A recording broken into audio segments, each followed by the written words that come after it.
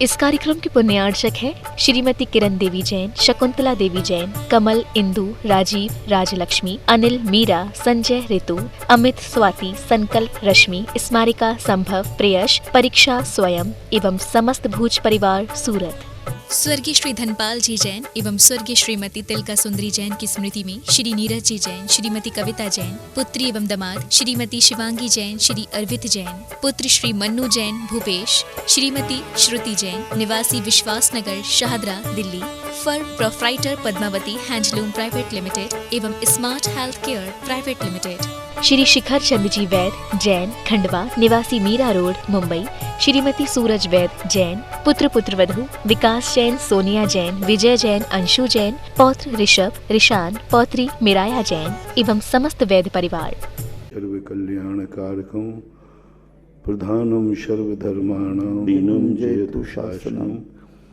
पंच परमेष्टि भगवान की जय। आचार्य श्री गुरुवर कुंद कुंद महाराज की जय। आचार्य श्री गुरुवर विद्यासागर जी महाराज की जय। परम पूज्य नृयापति सुधा सागर जी महाराज की जय। परम पूज्य महासागर जी महाराज की जय। आचार्य संघ की जय। प्रकृति, परिस्थिति, स्थिति, व्यक्ति जितना जो कुछ भी जान रहा है, समझ रहा है, वह सब परिस्थिति के इर्द गिर्द घूम रहा है। समस्या भी परिस्थिति है तो समाधान भी परिस्थिति है। हर व्यक्ति वेदना से डर करके उसका प्रतिकार कर रहा है और वेदना का प्रतिकार करने का नाम ही है वासना। वेदना का प्रतिकार का नाम ही है स्वार्थ। वेदना का प्रतिकार करने का नाम ही है संसार।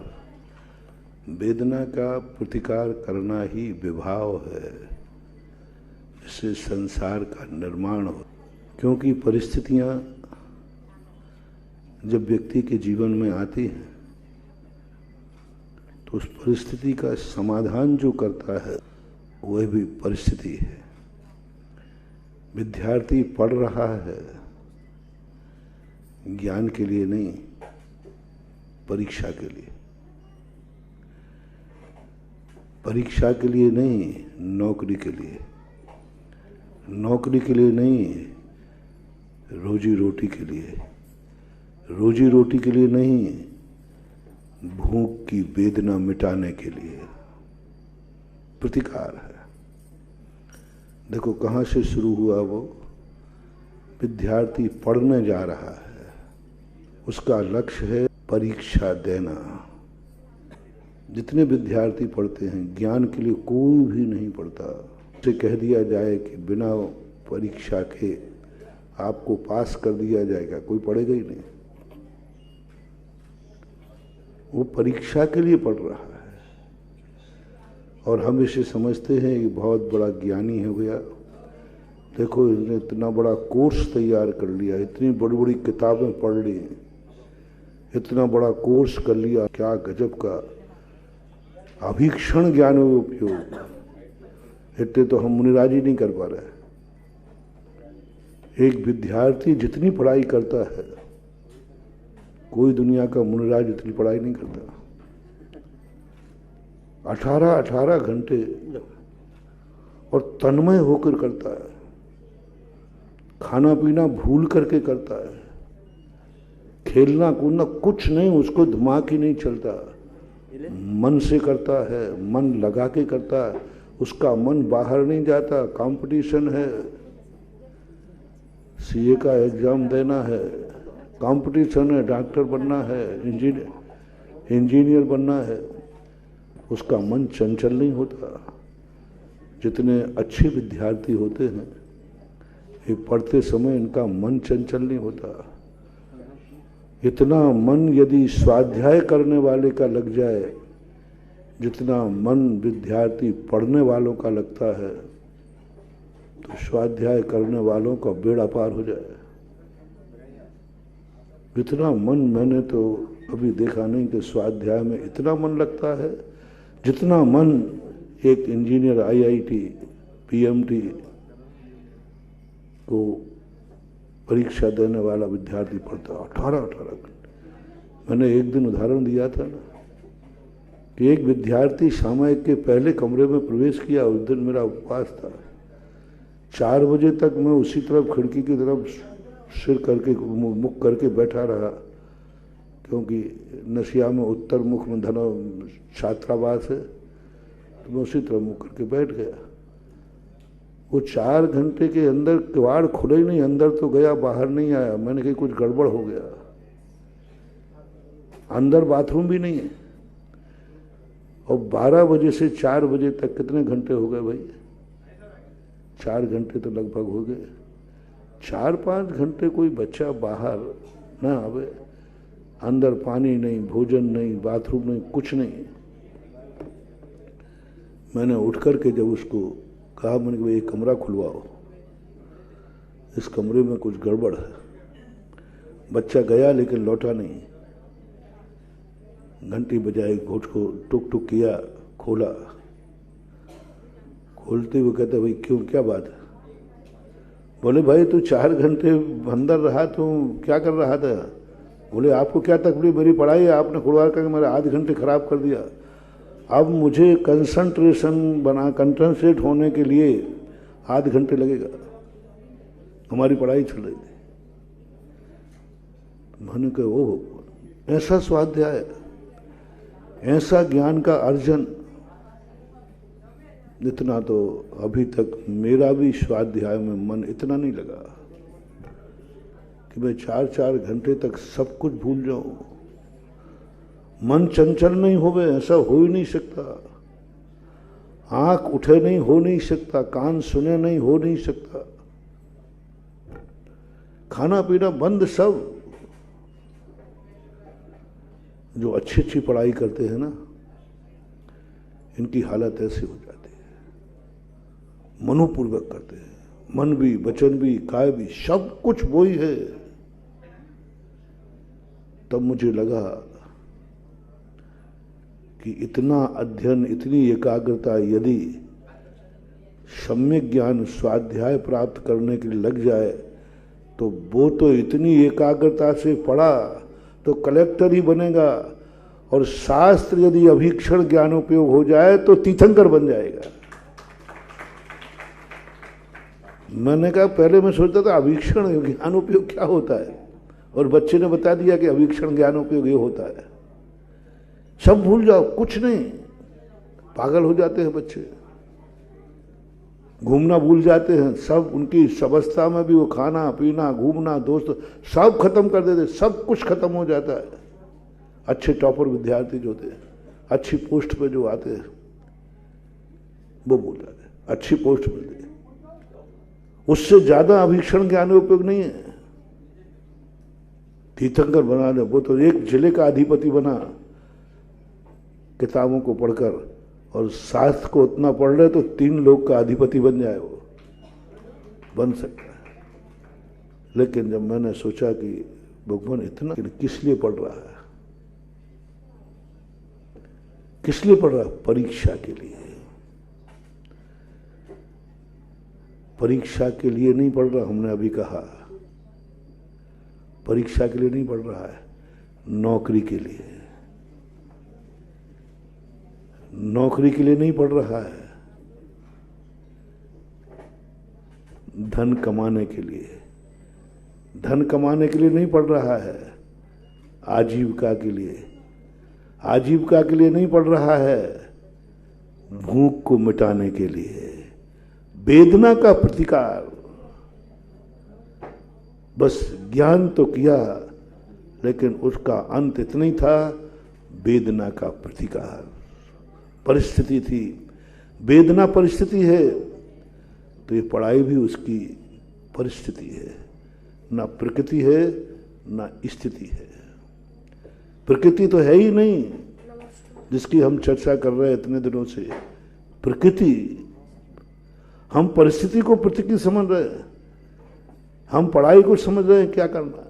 पढ़ रहे हैं बस काय के लिए, अंत में राय के पता चलेगा वेदना का प्रतिकार मिटाने के लिए। वेदना है इसलिए आजीविका चाहिए, पैसा चाहिए, नौकरी चाहिए, परीक्षा देगा, पढ़ेगा, लिखेगा, सब कर रहा है, खत्म हो गया वेदना का प्रतिकार। आप लोग धर्म भी कर रहे हैं, सब वेदना का प्रतिकार है, वेदना का प्रतिकार है। अभिषेक हो रहा है प्रतिकार के रूप में, वेदना का प्रतिकार। संकट आया है टल जाए, संकट ना आवे सुखी बना। परिस्थिति हो गई शादीदार, भगवान का दर्शन परिस्थिति। स्वाध्याय भी कर रहे हैं, क्यों कर रहे हो? ज्ञानी बनने के लिए, पंडित बनने के लिए। बस तुम्हारी भी सीमा है, मुझे ये शास्त्र का ज्ञान हो जाए। अब स्वाध्याय वालों को ले रहा हूं, उस बच्चे को तो हमने चपेट में ले लिया, अपन सब आ जाओ चपेट में। क्यों पढ़ रहे हो शास्त्र? क्यों पढ़ रहे हो शास्त्र? ज्ञानी बनने के लिए। क्यों रट रहे हो शास्त्र? ज्ञानी बनने के लिए, प्रवचन करने के लिए, अपना ज्ञान दूसरों के सामने बखानने के लिए, पढ़ाने के लिए। क्यों पढ़ रहे हो तुम? कारण बताओ। मुझे शास्त्रों का ज्ञान हो जाए। ये तो मिथ्या दृष्टि का भी परिणाम यही होता है। मिथ्या दृष्टि भी कहते हैं आप मुझे जैन शास्त्र दीजिए। बोले क्यों? मैं जैन दर्शन का ज्ञान करना चाहता हूँ। पीएचडी ज्ञान करना चाहते, आपके शास्त्र में क्या लिखा है वो जानना चाहता। अभी राहुल गांधी ने भी कुछ वर्ष पहले भावना की, मैं जैन दर्शन को जानना चाहता हूँ। हमने भेजा था उनके पास, उन्होंने व्यक्त किया कि मुझे जैन दर्शन का ज्ञान चाहिए। भेजा, बेनाडा जी को भेजा था। ज्ञान चाहने की इच्छा उसमें भी हुई। रावण के पास भी ज्ञान था, सबके पास ज्ञान सब चाहता है। कोई भी व्यक्ति नहीं है जो ज्ञान नहीं चाहता। शरणानुयोग का पूरा ज्ञान होना चाहिए, मेरी मास्टरी होना चाहिए, मुझे हर चीज का ज्ञान होना चाहिए। तुम ज्ञान के लिए नहीं पढ़ रहे हो, ज्ञानी के बनने के लिए पढ़ रहे हो, ज्ञानी बनने के लिए पढ़ रहे हो। समझना, ज्ञानी बनने के लिए कर रहे हो। तुम्हारा ये ज्ञान भी परिस्थिति है, क्योंकि तुम नहीं जान पाए तो तुमसे कहा तुम मुझे बताओ। तुम्हें नहीं पता तो तुमने पढ़ने खोल लिए साथ के, चलो इसमें से ज्ञान लिए लेते हैं। नहीं, परिस्थिति है। आज जितना भी है, मुनि किस लिए बने? संसार के डर से। मैं नरकों में नहीं जाना चाहता, मैंने दुर्गति का वर्णन पढ़ लिया है, इसलिए मैंने सोचा मुनि बन जाओ। परिस्थिति ने तुम्हें मुनि बनाया, संसार के दुखों ने तुम्हें मुनि बनाया। संसार की विभाव परिणति से तुम इतने घबरा गए कि तुमने कहा मैं इसमें नहीं पढ़ूंगा, तो इसके लिए मुनि बनना पड़ेगा। मंजूर है, मुनि भी बने तो परिस्थिति ने तुम्हें मुनि बनाया। सामयिक दे रहे हो, परिस्थिति में बन रहा है। सामयिक करने वाले को कभी केवल ज्ञान नहीं होता, क्योंकि वो सावध्य की निवृत्ति के लिए मुनि बनता है। सामयिक करता है सावध्य की निवृत्ति के लिए, निर्वृत्ति के लिए नहीं, सावध्य की निवृत्ति के लिए। पाप से निवृत्त होना चाहता हूं, क्योंकि मैंने पाप का फल बहुत बुरा देखा है, मैं सहन नहीं कर पाऊंगा, इसलिए वो कहता सामयिक में बैठता हूं सावध्य की निवृत्ति के लिए। सारी जितनी भी क्रियाएं हैं सबके पीछे ओम शांति। आवाज नहीं, देखो आवाज नहीं करें, ये हमारे 3-4 लोग खड़े हैं ना यहाँ पे, देखें बोलना उनसे। तो परिस्थितियों को संबंध में लोग समझ नहीं रहे, परिस्थिति को प्रकृति समझ रहे, परिस्थिति को स्थिति समझ रहे। समझ रहे हैं मैं तो मुनि बन गया तो मुनि हो गया, मुनि पद का आनंद आएगा, नहीं आएगा, वेदना का प्रतिकार होगा। जिन दुखों से तुम डर रहे हो उन दुखों से बच जाओगे, लेकिन केवल ज्ञान और मोक्ष नहीं होने वाला। जिस घड़ी में हमारे मन में भय है, संसार का भी भय है, तो सुपयोग है, भावलिंगी तो हो जाओगे। भावलिंगी होना मात्र कार्यकारी नहीं है, छठा सातवां गुण स्थान कार्यकारी नहीं है। तुम भय से मुक्त हो, निरपेक्ष हो जाओ, सापेक्ष नहीं, निरपेक्ष हो जाओ। और निरपेक्ष के बाद तुम हो जाओ, नहीं मेरा ज्ञान करना, ज्ञानी बनना नहीं है, ज्ञान तो मेरा स्वभाव है। ज्ञानी बनने के लिए ज्ञान नहीं, ज्ञान मेरा स्वभाव है, ये तो मेरा स्वभाव है। मुझे समझ में नहीं आ रहा है, स्वभाव क्यों नहीं समझ में आ रहा? स्वभाव ही नहीं समझोगे। लोगों को समझ में इसलिए नहीं आता है कि वो ज्ञानी बनना चाहते हैं, वो ज्ञान करना चाहते हैं। ज्ञान तो महानुभाव उतना ही होगा जितना तुम्हारा क्षय समय। तुम सिर से पहाड़ फोड़ रहे हो, सिर ही फूटेगा। ज्ञानी बनने के लिए उतना ही ज्ञान होगा जितना तुम्हारे लिए क्षय सम होगा। और ज्ञान मेरा स्वभाव है तो कुछ नहीं, एक अक्षर भी काफ़ी है। तुस्मास घोषंतो भी, उसने ज्ञानी पढ़ने के लिए सूफा फटकने वाली से नहीं समझा था।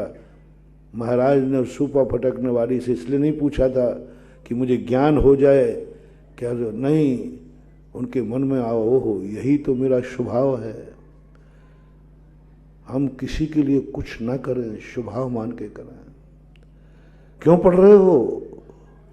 मेरा स्वभाव है। ज्ञान मेरा स्वभाव है, ज्ञान मेरा लक्षण है।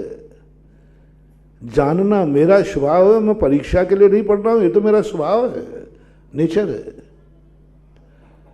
आम में मीठापन आया तो उसने कहा कि क्यों भाई तुम मीठे क्यों हुए? बोले सब लोग मेरी प्रशंसा करें, सब लोग मुझे खावे, सब लोग चाहें। आम में मीठा इसलिए आया था? नहीं, तुम्हें वो तो तुम्हारा गुण है। आम में मीठापन उसने तुम्हारे लिए नहीं आया था, वो तो उसका स्वभाव है, वो तो उसका स्वभाव है। मैं किसी के लिए मीठा नहीं बन रहा हूं। सूर्य निकलता है किसी को प्रकाश देने के लिए, उसका भाव क्या है? नहीं, उसका भाव है कि यदि जैसे वो आपकी लाइट है ना पावर हाउस वाला, अरे भाई मुझे पावर हाउस में बटन चालू करने जाना नहीं, सब में अंधेरा हो जाएगा, सब में फैक्ट्रियां बंद हो जाएंगी, तो फिर नौकरी चली जाएगी, नौकरी चली जाएगी तो बाल बच्चे भूख मरेंगे, मैं मरूंगा। तो वो लाइट चालू नहीं करने गया, उसका अभिप्राय क्या है? परिस्थिति है। लाइट चालू रहेगी तो हमारी इज्जत बनी रहेगी, हमारी नौकरी बनी रहेगी, पेट पलता रहेगा, परिवार पलता रहेगा, इसलिए वो चिंता से लाइट चलता है। क्या सूर्य भी इसीलिए निकलता है कि मैं नहीं निकलूंगा तो सारी दुनिया में अंधेरा हो जाएगा, लोग मुझे पूजना बंद कर देंगे? नहीं, वो किसी के प्रकाश के लिए नहीं निकलता, वो तो कहता है निकलना मेरा स्वभाव है, बस स्वभाव है मेरा, पर सापेक्ष नहीं, पर निरपेक्ष। मेरा स्वभाव है निकलना, मैं तो निकलता हूं। लोगों के पास आंखें हैं या नहीं? जंगलों में कोई देखने वाला नहीं है तो वहां भी सूर्य के प्रकाश जाता है कि नहीं? नहीं, जहां मनुष्य रहते हो वहीं जाता है, उसको कोई लेना देना नहीं। वो कहता है मेरा स्वभाव है निकलना, मेरा स्वभाव है चमकना, मेरा स्वभाव है गर्मी सर्दी जो भी हो देना। नदी पर्वत से निकलती है तुम्हारे खेतों को सींचने के लिए, प्यासे की प्यास बुझाने के लिए नहीं। नदी कहती है मेरा स्वभाव है, जहां ढलान मिलेगा वहां मैं ढल जाएगा। स्वभाव किसी के लिए नहीं बहती वो, ये तो नीति कारण के परोपकाराय बहंती नद्या, ये तो हमारी किसी के लिए नहीं करती, वो तो बहती है, बहना उसका काम है। कवियों ने कल्पना करके हमने अपने स्वार्थ को स्थापित कर दिया कि ये नदी हमारी वेदना का प्रतिकार, प्यास को बुझाती है। हमने उस नदी पे वासना स्थापित कर दी। वासना का अर्थ मुझे प्यास लगेगी तो ये पानी बुझाएगा। आकाश से पानी इसलिए नहीं बरसता है कि तुम्हारे कुएं भर जाएं, बरसना उसका स्वभाव है, बरस जाता है, उसको कोई देना रहना नहीं कि कुएं में बरसाएगी, बरसना है उसका स्वभाव है। इसको बोलते प्रकृति। प्रकृति किसे कहते हैं? बरसना उसका स्वभाव है, कोई पर्पस नहीं, कोई लेना देना नहीं, किसी से उसको कोई मतलब नहीं। वो तो कहता मेरा तो बरसना स्वभाव है। समुद्र से भाप होती है, बरसात के लिए भाप नहीं होती। गर्मी में पानी तपता है, प्रकृति है। प्रकृति आकाश में जाएगी, प्रकृति है। बरसेगा, प्रकृति है। नदी में जाएगा, नदी समुद्र की जब जाएगी, प्रकृति है। उसको कोई किसी से लेना देना नहीं, कोई किसी से लेना देना नहीं। हवाएं चलती हैं तुम्हारे ऑक्सीजन के लिए नहीं चलती। हवाएं बहती हैं इसलिए कि शायद नहीं बहेंगे तो तुम्हारे लिए मर जाएंगे ये सब। वो कहते तुम चाहे मरो चाहे जियो, मेरा काम तो वो अपने लिए बहती। स्वभाव प्रकृति है। इसलिए प्रकृति किसे बोलते हैं? पंच स्थावरों को प्रकृति बोलते हैं। वनस्पति को प्रकृति बोलते हैं क्योंकि वो अपने लिए है, तुम्हारे लिए नहीं है। कह दिया गया परोपकाराय तरुप प्रसूति, परोपकार के लिए फल देते हैं वृक्ष। ये तो हमारी कल्पना है। हमने उस पेड़ पर वासना स्थापित कर दी कि ये फल मेरे काम का है, बस हमने कर दिया। वो फल तुम्हारे लिए नहीं आया था, वो तो फलना उसका स्वभाव है, प्रकृति है। इसलिए प्रकृति है। जब पेड़ पौधों को अपन देखते उनको प्रकृति बोलते। हजारों मनुष्य बैठे हैं, कोई नहीं कहता ये प्रकृति बैठी है, क्योंकि ये प्रकृति हो ही नहीं सकते। तुम बैठे हो कोई ना कोई पर्पस से, तुम प्रवचन सुन रहे हो कोई ना कोई पर्पस से, तुम अभिषेक कर रहे हो कोई ना कोई तुम्हारा क्रिया, जिसकी क्रिया का सापेक्ष होती है उसको प्रकृति नहीं कहते। अपन लोगों की हर क्रिया में कोई ना कोई तुरंत पूछा जाएगा भाई प्रवचन क्यों सुन रहा है? और महाराज जी कल्याण के लिए सुन रहा हूँ, और काय के लिए सुन रहा हूँ? अभिषेक क्यों कर रहा है? अरे महाराज जीव का उद्धार करना है कि नहीं? हमसे महाराज मुनि काय के लिए बने? अब भाई कल्याण करूँ कि नहीं, संसार में क्यों रहूँ? बता देंगे। हम प्रकृति के अंतर्गत नहीं आएंगे। त्रस्त जीवों को प्रकृति नहीं कहा। बहुत बड़ी बात समझना, त्रस्त जीवों को प्रकृति नहीं कहा, त्रस्त जीवों के समूह को प्रकृति नहीं कहा, लेकिन पेड़ों के समूह को देखो क्या प्रकृति है। हवाओं को, नदी नालों को, पहाड़ों को प्रकृति का, पृथ्वी को प्रकृति का। देखो कितना विहंगम दृश्य, कितना विहंगम बगीचा। प्रकृति है, पांचों स्थावर प्रकृति है, क्योंकि ये किसी के लिए नहीं है। इनका रहना, इनका फलना, इनका हवा का चलना, पानी का बहना, ये किसी के लिए नहीं बहते हैं। यहाँ तक कि वो अपने लिए भी नहीं बहते हैं, मात बहते हैं। नदी को अपने लिए बहने में क्या सागर मिलेगा तो अच्छा हो जाएगा? वो तो ना तो मैं अपने लिए बह रही हूँ, ना तुम्हारे लिए बह रही हूँ। बहना मेरा प्रकृति है, अपने लिए भी नहीं। हमने कहा ना मैं अपने कल्याण के लिए मुनि बनाऊं, प्रकृति नहीं है, स्वार्थी हो तुम। मैं अपने कल्याण के लिए पूजा कर रहा हूं, माला फिर रहा हूं, प्रकृति नहीं है। ये तो परिस्थिति है। प्रकृति नहीं परिस्थिति है। मैं मुनि बनाऊं, प्रकृति नहीं परिस्थिति है। पूजा कर रहे हैं, प्रकृति नहीं परिस्थिति है।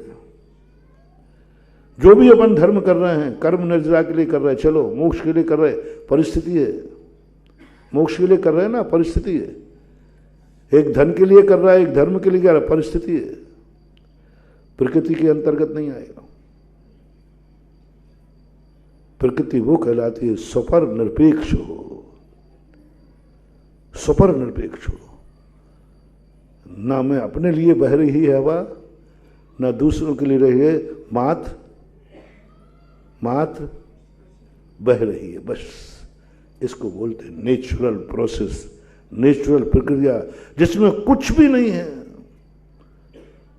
प्रकृति हवाओं का ऐसा नहीं लग रहा कि मैं बहूंगा तो आनंद आएगा, उसको कुछ नहीं, बोले बोले अपने लिए भी नहीं बह रही। पेड़ बड़ा हुआ किसके लिए? फल आए। पेड़ अपने लिए फल रहा है क्या? तरु ना खावे अपने फल। पेड़ ने कभी अपने आम स्वयं खाए? तो वो अपने लिए भी नहीं फल रहा है। तो उससे पूछना दूसरों के लिए फल रहा है? बोले नहीं, तुम खा लो तो तुम्हारी मर्जी। मैं खाने के लिए नहीं फलूंगा, ना मैं खाऊंगा, ना तो मेरा काम तो फलना है। प्रकृति है, प्रकृति है। मैं स्वयं के लिए भी नहीं फल रहा हूं, दूसरों के लिए। प्रकृति है। पानी का भी ऐसे, अग्नि का भी एक जानना। अग्नि जल रही है, बस जल रही है।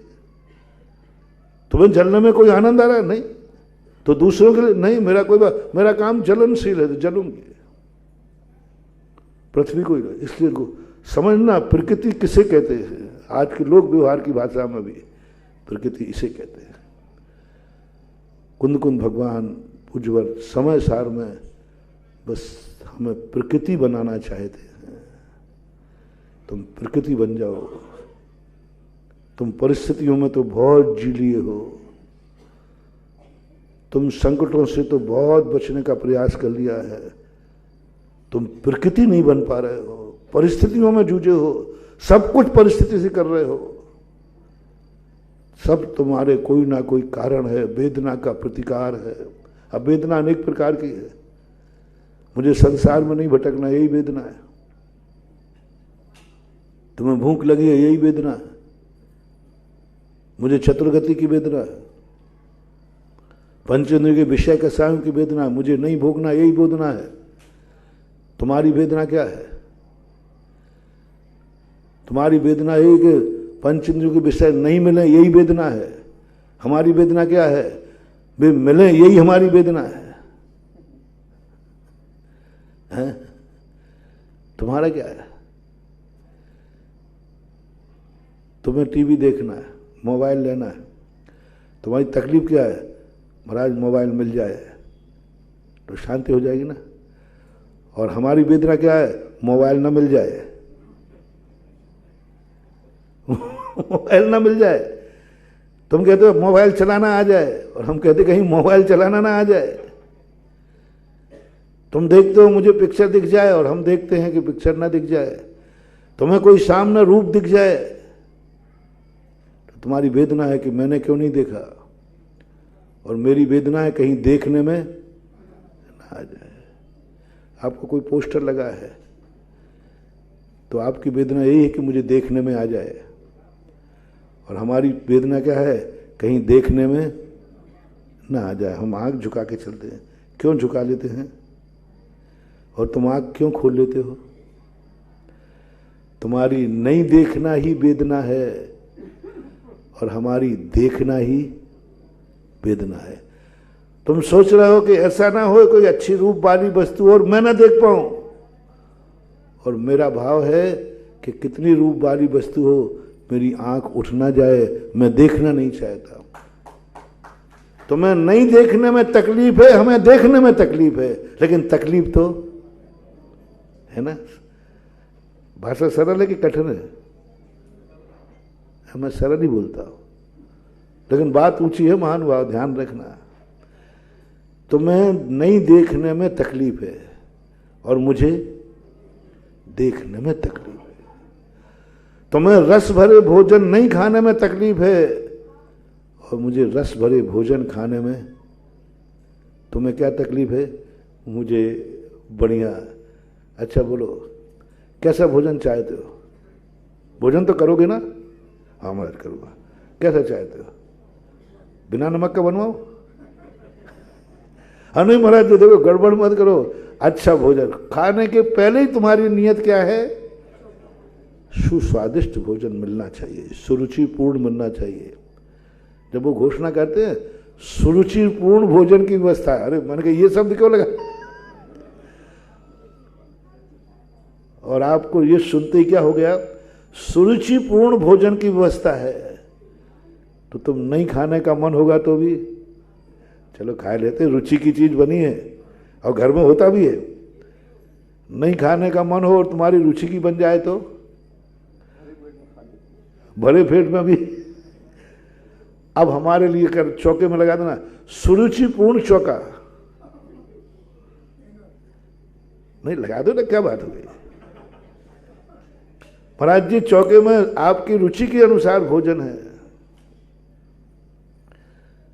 और मैं चला गया ये टाइटल पढ़ के, समझ लेना कि हमारा मुनि व्रत खत्म हो गया। तुम सुरुचिपूर्ण भोजन देखकर नहीं खाना चाहते तो खाने का मन हो गया, और हमने सुरुचिपूर्ण भोजन का नाम सुनते ही खाना चाहते थे तो खाने का त्याग कर दिया।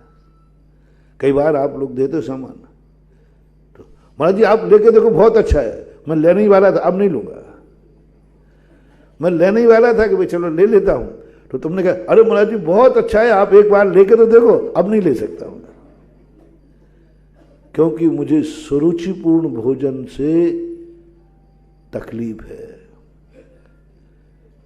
तुम्हें सुरुचिपूर्ण में खुशी है और हमें सुरुचिपूर्ण में दुख है।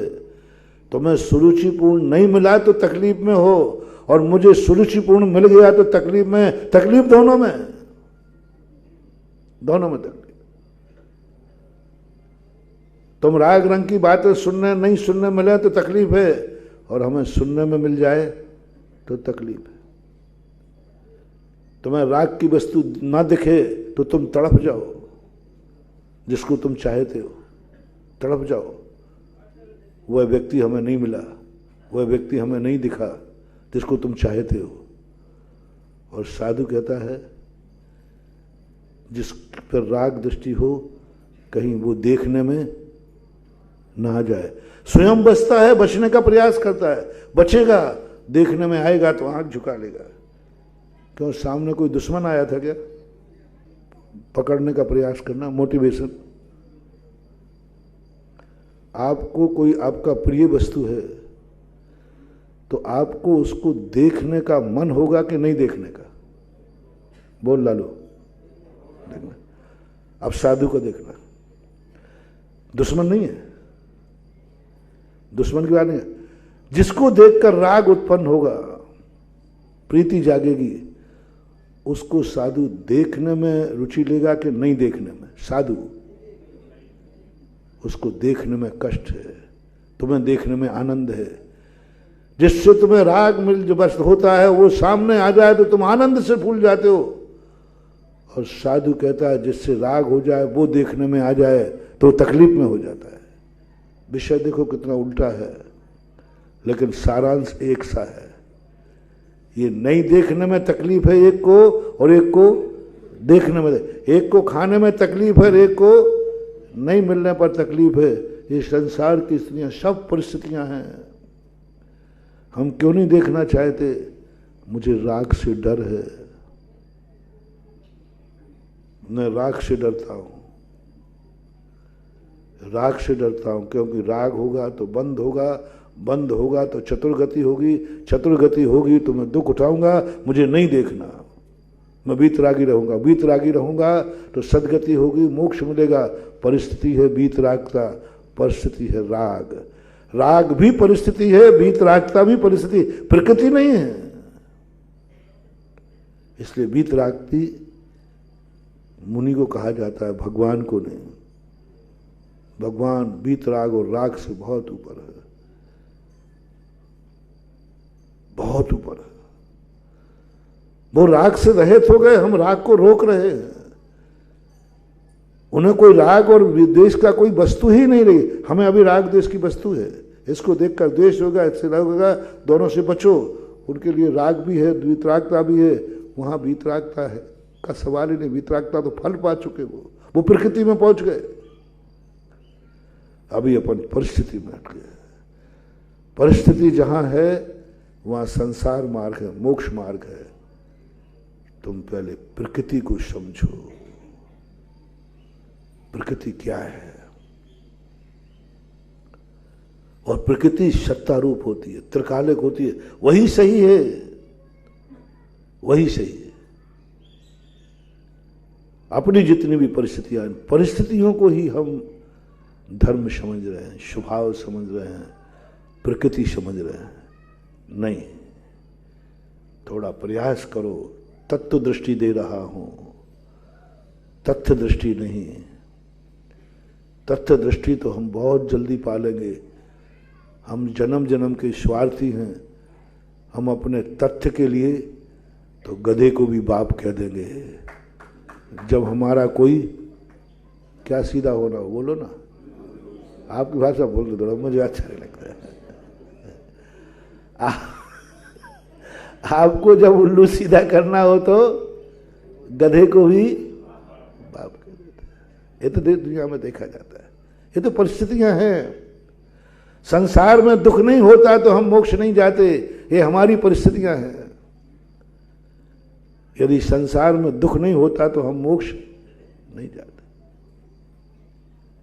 यदि तुम्हें घर में दुख नहीं होता तो तुम मंदिर नहीं आते बेटा, ध्यान, तुम बहुत चालू आदमी हो। मंदिर आना क्या बता रहा है? कहीं ना कहीं से तुम्हें लगा कि मंदिर नहीं गए तो आज भली दुखी नहीं हूं, कल मैं दुखी हो जाऊंगा। जैसे अभी कहा था ना, यदि मैंने नहीं पढ़ा तो परीक्षा में फेल हो जाऊंगा, और परीक्षा में फेल हो जाऊंगा तो सर्विस, और सर्विस नहीं लगेगी तो, और ये नहीं आएगा तो घनी खम्मा अन्नदाता। अब वो सारा व्यापार कहां तक है? भूख की वेदना है। भूख नहीं मिटेगी, रोटी नहीं मिलेगी, क्योंकि ये सब चीजें, इसलिए वो परिस्थिति में सब कर रहा है। यदि भूख नहीं होती तो कोई रोटी नहीं खाता, रोटी नहीं खाता तो नौकरी नहीं करता, नौकरी नहीं करता तो परीक्षा नहीं देता, और परीक्षा नहीं देता तो पढ़ता काय के लिए? काय के लिए पढ़ना है? सब दो रोटियों के लिए। बाबू ध्यान रखना, जितना दुनिया कर रही है उसका अंतिम सारांश क्या है? आजीविका। आजीविका नहीं। इसलिए कुंद कुंद भगवान कहते हैं तू पढ़। क्यों पढ़ रहे हो? पढ़ना मेरा स्वभाव है ना। मैं ज्ञान दर्शन स्वभावी हूं। ओह, क्या गजब की बात।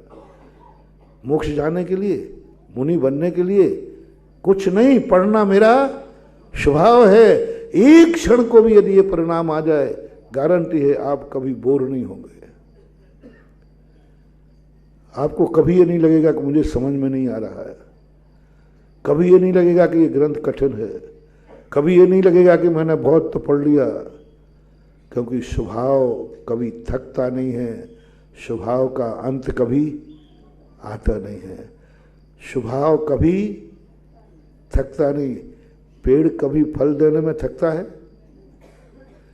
नदी कभी बहने में थकती है? हवाएं कभी चलने में थकती है? अग्नि कभी जलने में थकती है? ईंधन डालते जाओ। बोलो, अग्नि कब कह देगी बस भैया अब मैं थक गई हूं? भक्तांबर में आया ना, अग्नि को यदि सारा विश्व ईंधन बनाने मिल जाए तो सारे विश्व को जला देगी। यदि ईंधन मिलता जाए तो बोलो अग्नि कब तक जलेगी, कब थकेगी अग्नि? कभी नहीं थकना, कभी थकती नहीं अग्नि, क्योंकि जलना उसका स्वभाव, जलता थकता नहीं। हवाएं कितनी चलती रहे वो कभी थकती नहीं है, क्योंकि बहना उनका स्वभाव है। नदी कितनी दूर तक बह जाए, कितनी दूर तक बह जाए, नदी कभी थकती नहीं। पेड़ कभी थकते नहीं, क्योंकि वो प्रकृति है। अब हमें वो तत्व दृष्टि पर जाना है। प्रकृति तत्व दृष्टि है। हम थक रहे हैं सब चीज से। कितनी पूजाएं करूं, कितना अभिषेक करूं, कितनी मालाएं फेरूं, कितने वर्षों तक मुनि रहूं, कितना त्याग करूं, कितना कमाऊं, कितना जमाऊं। कहीं ना कहीं तुम करने के बाद, जिस कार्य करने के बाद तुम्हें थकान की महसूसी हो, समझ लेना वो प्रकृति नहीं है। कोई भी कार्य, जहां तुम्हें लगे कि बस अब बहुत हो गया, बस बहुत हो गया, देखते देखते तुमने कहा नहीं आंख थक रही है, थोड़ा पलक झपका लूं, खत्म हो गया। सुनते सुनते अब बहुत सुन लिया महाराज, आप प्रवचन बंद कर दो, अब टाइम थक गया। ऐसी कौन सी धर्म की और संसार की क्रिया हैं जिसको तुम करते हुए विराम की अनुभूति नहीं? रोटी रोटी दिखाते, ध्यान रखना, रोटी में आनंद है, प्रकृति है, तो मना मत करना, चालू करो खाना, खाते जाना, मना मत करना। पेट भरने के बाद कोई नहीं तुम्हें एक तो खाना, तुम क्या मारना चाहता क्या? कल रोटी नहीं मिली थी तो मर रहा था, आज 2 रोटी ज्यादा खिला दी तो मर रहा है। तू जिंदा कब रहेगा पहले ये बता। 1 गिलास पानी नहीं मिला तो मर रहा था, चल मैं तुझे 1 तमेड़ी पूरी पानी पिलाता हूं, अरे तू मारेगा क्या मुझे? क्या है जिंदगी? देखो समझो, 1 गिलास पानी नहीं मिला तो मर जाएंगे, और जितना पीना है उसके बाद मिला तो मर जाएंगे, मर जाएंगे। क्या है ये तमाशा? नहीं मिला तो मरोगे, मिलोगे तो मरोगे, यह है परिस्थिति। पानी को हमने स्वभाव मान के नहीं पिया, परिस्थिति, वेदना का प्रतिकार, सब कुछ आज दवाई बन चुका है। धर्म कर्म सब दवाई बन गए, सब दवाई बन गए, सब दवाई मान के कर रहे हैं, क्योंकि उनको तकलीफ है, तकलीफ को मिटाने के लिए कर रहा है। प्यास मिटाने के लिए पानी पी रहा है, भूख मिटाने के लिए रोटी खा रहा है, वासना को मिटाने के लिए भोग भोग रहा है, छप्पड़ डर से बचने के लिए मकान बना रहा है, पेट में रोटी बांधने के लिए कमाई कर, सब में कहीं ना कहीं से उसने अपनी वासना को स्थापित कर दिया है। अब तुम प्रकृति का आनंद नहीं ले पाओगे, और आनंद तो प्रकृति में ही है। बोलो, बहुत चारों तरफ से प्रकृति हरियाली है, और चारों तरफ से बहुत घना जंगल है, बहुत घना जंगल है, और घने बादल छाए, और अच्छी घनी हवाएं चल रही है, सब कुछ है। घूमने जाओ, ब्लैक में मिलेगा टिकट, हमरा चले जाएंगे। और घनी भीड़ है, मनुष्य जहां खूब घने हैं, जाना पसंद करोगे कि बचना? मनुष्य प्रकृति नहीं हो सकता। कीड़े जहां हैं वहां तुम जाना पसंद नहीं करोगे, क्योंकि वे त्रस हैं। जहां कर्म चेतना आ जाती है, प्रकृति खत्म हो जाती है। जहां कीड़े मकोड़े ज्यादा हों, मच्छर ज्यादा हों, वहां तुम जाना पसंद नहीं करोगे। लेकिन पेड़ पौधे जहां हों, प्रकृति, बस अपनी जिंदगी को एक उदाहरण के बाद अपना समझो, प्रकृति क्या है।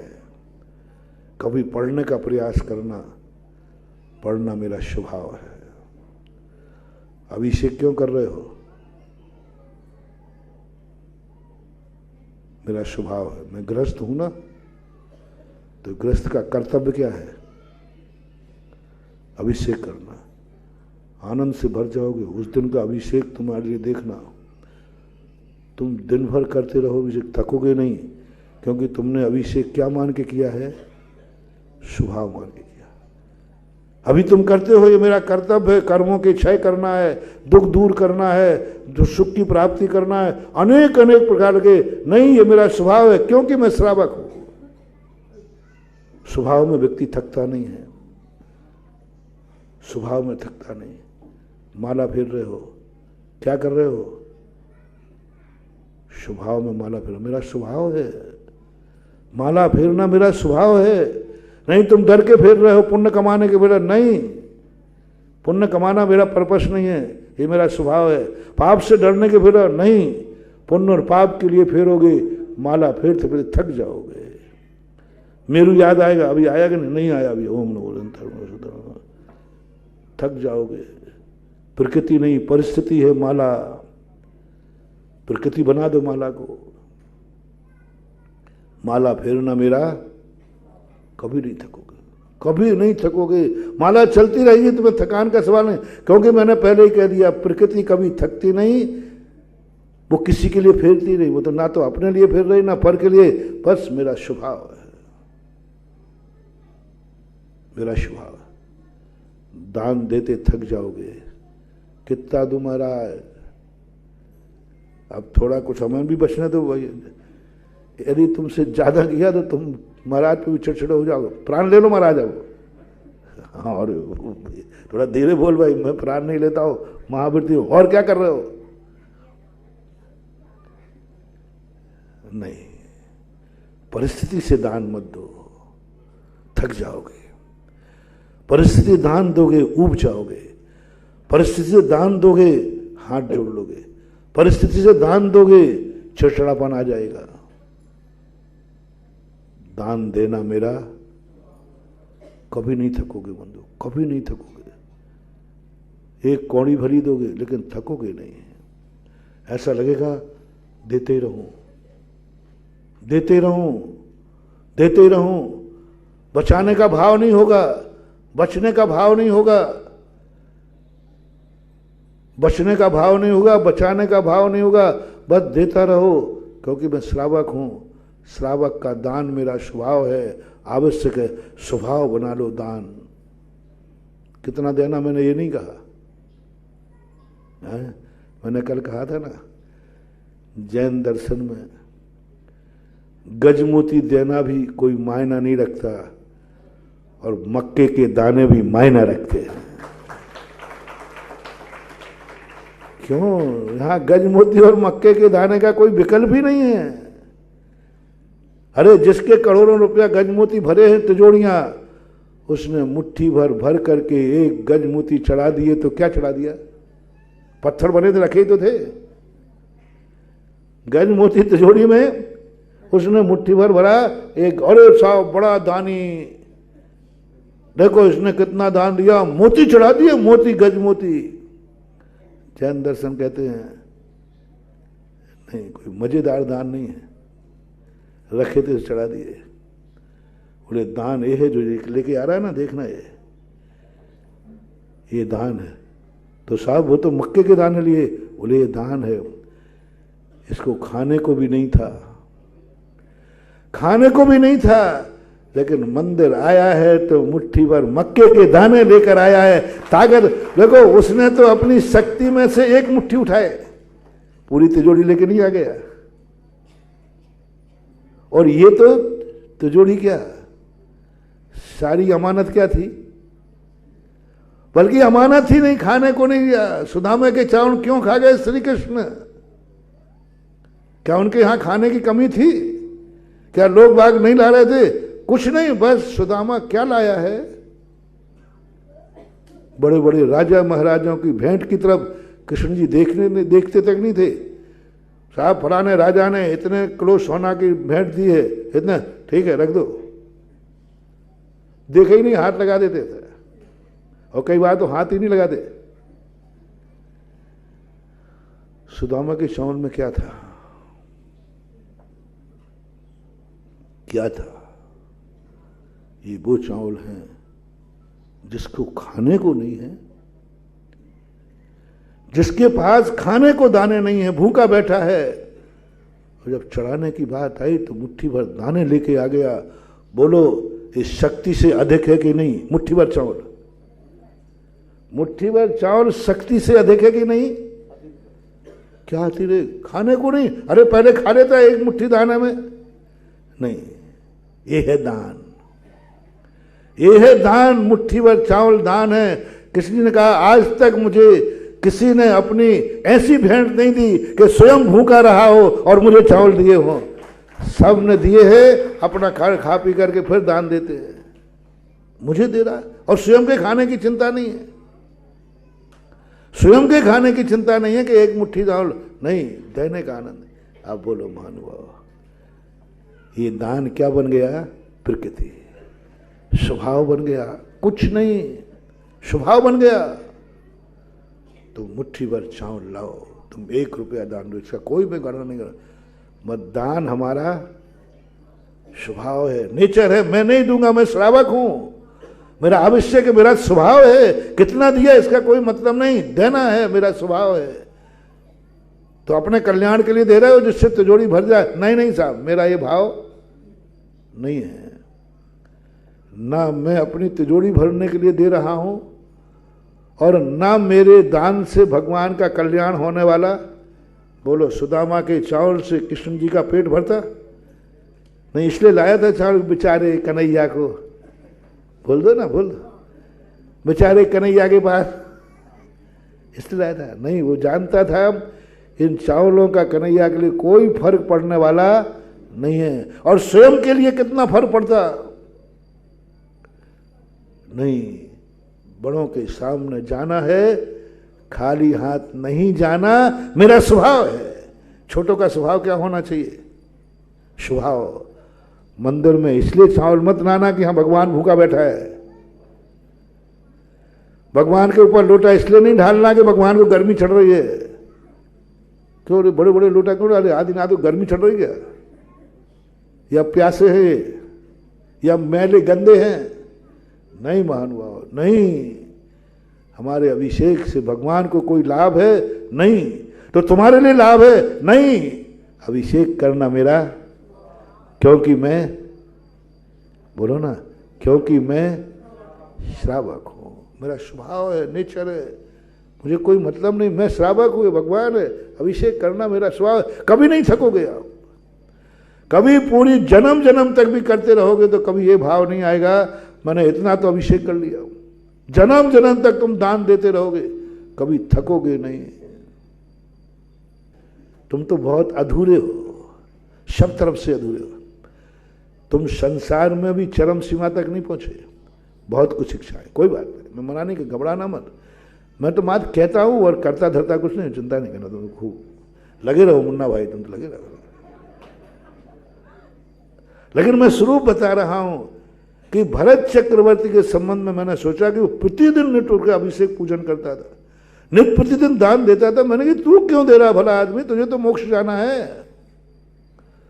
उन्होंने कहा साहब क्या भरत चक्रवर्ती का चिंतन, बस भरत चक्रवर्ती की बस यही प्रशंसा है। वो कह रहा है ना तो मैं दान कुछ पाने के लिए दे रहा हूं, ना मुसीबत दूर करने के लिए मंदिर जा रहा हूं, मैं श्रावक हूं, हे भगवान है, पूजा करना मेरा स्वभाव है, बस स्वभाव है। दान क्यों दे रहे हो? नहीं, मेरा स्वभाव है, मैं श्रावक हूं, दान देना मेरा स्वभाव है। बस प्रकृति बन गई। उस प्रकृति को देख करके देवता आ जाते थे। और ये जो जा रहा है ना, ये प्रकृति से नहीं जा रहा, परिस्थिति से जा रहा है। आपको मंत्र बनाए, परिस्थिति जन अपन ने सारे कार्य कर लिए, अच्छे बुरे सब। कभी नेचर बनाए, प्रकृति प्रदत्त हमारी हर क्रिया हो। समय आपका हो गया प्रकट। महावीर भगवान है कि इस कार्यक्रम के पुण्यार्चक थे श्रीमती किरण देवी जैन, शकुंतला देवी जैन, कमल, इंदु, राजीव, राजलक्ष्मी, अनिल, मीरा, संजय, ऋतु, अमित, स्वाति, संकल्प, रश्मि, स्मारिका, संभव, प्रेयश, परीक्षा, स्वयं एवं समस्त भूज परिवार सूरत।